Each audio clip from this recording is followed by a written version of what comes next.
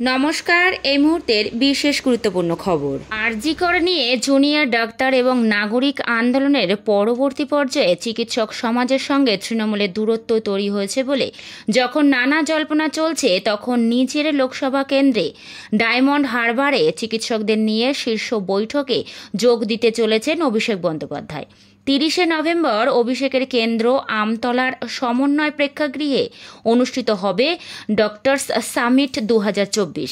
সেই কর্মসূচির ডিজিটাল প্রচারপত্রে মূল বক্তা হিসাবে নাম রয়েছে তৃণমূল সাংসদ তথা শাসক দলের সেনাপতির।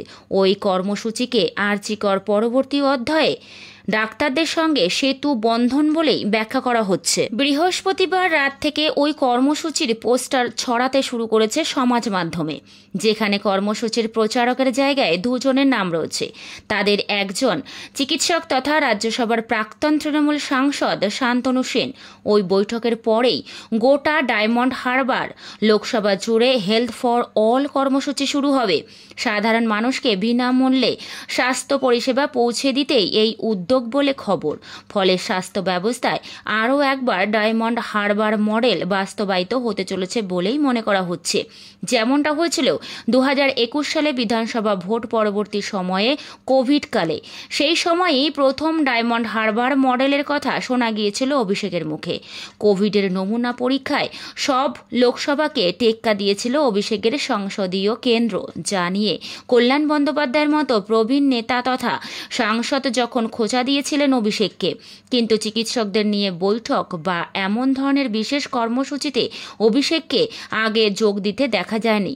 বস্তুত এমন কর্মসূচিও এত সাড়ম্বরে এর আগে হয়েছে বলে কেউ মনে করতে পারছেন না। সেই কারণেই আরজি কর কাণ্ডের পরবর্তী পর্যায়ের সঙ্গে এই উদ্যোগকে জড়িয়ে দেওয়া হচ্ছে। যদিও অনেকের মতে এর সঙ্গে আরজি করের ঘটনা বা তথ্য পরবর্তী চিকিৎসক আন্দোলনের কোনো যোগসূত্র নেই। ওই কর্মসূচির প্রস্তুতিতে শনিবার আলিপুরের প্রশাসনিক ভবনে এক বৈঠক হবে। সেখানে থাকার কথা দক্ষিণ 24 পরগনার জেলা শাসক, ডায়মন্ড হারবার পুলিশ জেলা সুপার, জেলার মুখ্য স্বাস্থ্য আধিকারিক সহ অন্যদের। প্রাথমিকভাবে জানা গিয়েছে অভিষেকের লোকসভা কেন্দ্রে 1 মাস ধরে চলবে স্বাস্থ্য শিবির। প্রতিদিন 100টি করে শিবির হবে।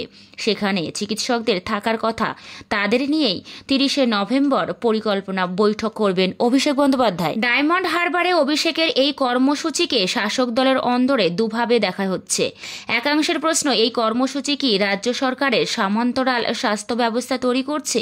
আবার অন্য একটি অংশের বক্তব্য, চিকিৎসকদের একটি বড় অংশের সঙ্গে যখন দলের দূরত্ব তৈরি হয়েছে, তখন রাজনৈতিকভাবে তা মেরামত করার কৌশল নিয়েছেন অভিষেক। এই কর্মসূচি তারই প্রয়াস।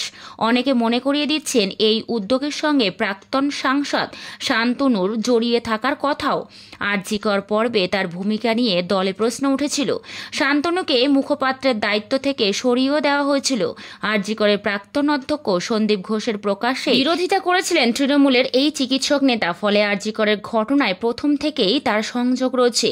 প্রসঙ্গত, আরজি করের ঘটনা থেকে আপাতত দৃষ্টিতে খানিকটা দূরে সরেই থাকছেন অভিষেক বন্দ্যোপাধ্যায়।